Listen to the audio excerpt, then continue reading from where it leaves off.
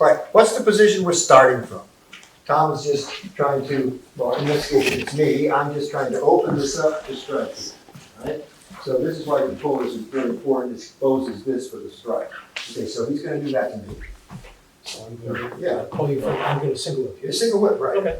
So, well, you don't, forget the shoulder part, just, this is, you don't need the shoulder. The shoulder is a necessary part of single whip. Okay. Single has 3 postures, I just wanna see the pull and the strike, right? So he pulls and strikes. Now, there's a lot of things I might be doing. Like I say, in the first section, when he does that, I'll start with it there. Okay, go ahead. So he pulls and strikes, and I step out of it. Go ahead and strike. So I step away and punch like this, right? And I might step through and punch, so he has to wait for that. But in this case, what's happening is, I just pull it away, and he loses me. In other words, that's going to happen sometimes. So in other words, you're not imagining always that you're perfect in some way. So there's other moves where I pull away and he imagines that, no, he doesn't lose me. So, oh, yeah, he might, something like that might happen. But in this particular exit, the consciousness is, he starts to pull me and I pull away and just come back. No, you want to block here. Okay. I I just pull away. As he pulls me, I come back to the roundhouse like this, and he does change and he comes around. And as he's doing this, I'm going to come this way. So no, keep the pull going. So he ends up actually slapping me here. If for some reason I just go like, hi, just no consciousness of what I'm doing at all, and he can slap the other kid here, do anything he wants. So the idea is, again, let's say we're stepping this way. All right, so I'm going to pull this and try to strike. And as I pull it, he's going to pull it out of the way. Yeah, and then strike. That's the application. Okay, so in the form, it shows hold on, change, there's a shuffle, and then this change. Now whenever you see this position, it means a shuffle. It doesn't mean you hit that position. In fact, you usually won't hit that position. It simply means that you're doing something like that. And that can be this, it can be this, it can be this. And it doesn't have to be, it can cross, and it's still a shuffle. And you can shuffle forward, it's here. Or you can kind of like completely, that's still not the same as, a regular step, right? It's still a shuffle. And it's, even though the back foot actually passes the front foot, it's still shuffling. So that anything like that is indicated by this position. What we have in Dalu is the same thing. We have 2 people simultaneously doing this position. It doesn't mean that they actually hit this position. It means one of them is shuffling like that when he pulls, and the other one is going like this, and he's like shuffling out. This is the wrong foot. He's shuffling out here, and that's the shuffle. So, and then there's the shoulder. So in the form, he goes, boom, and the other guy is, boom, like this, and then he steps away, but he's actually doing like this, and you're actually doing like that. Or whatever he makes you do. So this is the same thing. In the form, you have this position here. So what it really means is you're shuffling behind the person. So that you don't, here. So that you don't, no, don't let me do that. Pull it away. Oh, this is right. Yeah, just like that. Okay, so don't let me get that far. I've already killed you. There we go. Boom. Now you use cloudy hands. Boom, boom, boom. But you see, you could have shuffled farther. And then you wouldn't pull me so much. Okay, now you try it on me. Reach away. Oh, excuse me.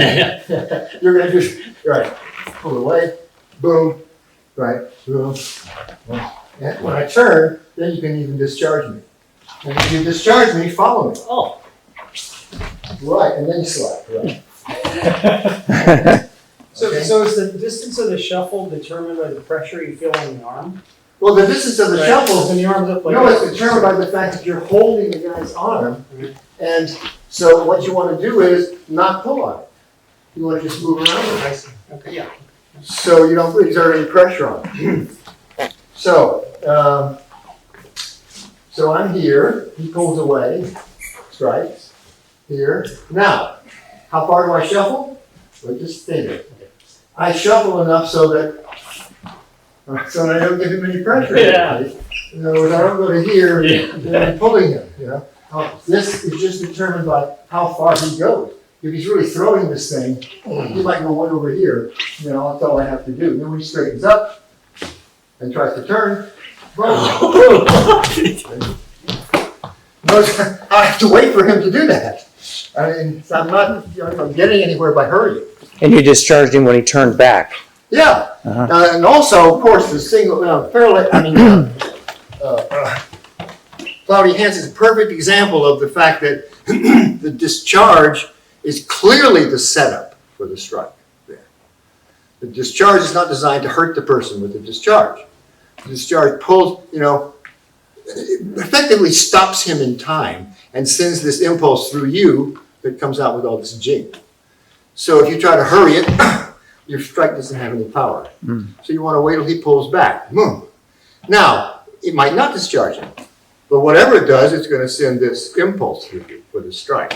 If it actually discharges him, then if you do this, you shuffle with him, and then you slap. And we can actually try that as an application if you want, but let's do it in the form first. So let's get the idea. Whip. Now, see, pulls that away so that you don't have any here anymore. Make board off, step in, and notice here, you're 70-30, and this is one of these turns, you move the root right under you. So now you're 100%. But you didn't actually move your center. You just moved the root under your center. That's the easy one. The twist steps are the hard ones, where you move the root and you got to bring your center to it. That's hard. But in this case, you just move it, you're already there. You don't have to do anything. So, right? So, as you turn this in, so you don't really turn the waist here.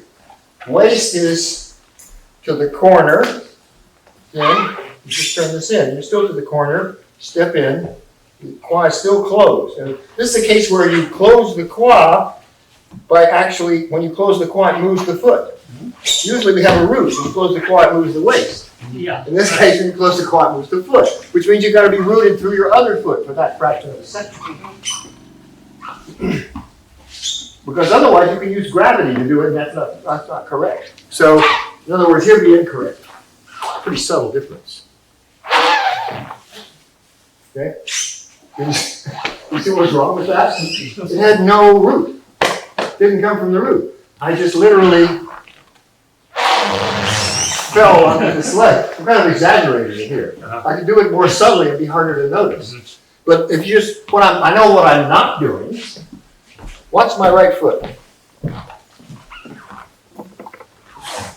What's it doing? Nothing. I know that this is not getting any control from here at all. What I want is, now that turn was not created by me falling onto this leg. Came from It was the gravity. Huh? Came from the right quad. Yeah, it came, well, no, it came from the left quad, Didn't but it come came this from the leg. right leg. Isn't this one substantial at that moment? This is not substantial. No, that one. This one is. Yeah, so that it wouldn't come from that right quad to turn. Well, I'm rooting here, but that doesn't mean I have to close, that would turn my waist. Oh. No, it's closing this. I see. So I'm rooting and doing this, and then it re-roots and comes into here.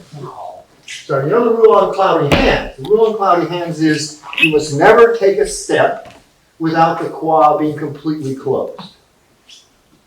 So this is the mistake. Yeah. All right? You've got to close the quad. Step. Still closed. Close this quad. Step. Still closed. Oh, yeah, so it has to stay completely closed during the period of the step. So this just kind of reverses what causes it, but it closes it. And now, when I move, I mustn't turn my waist. I have to just slip up here and now use this root to turn, right? And of course, when you use the root, it's going into this right arm, which is the pull. If he tries to evade you, you're perfectly set up to step with him. If he pulls back and that's what you're. Oh.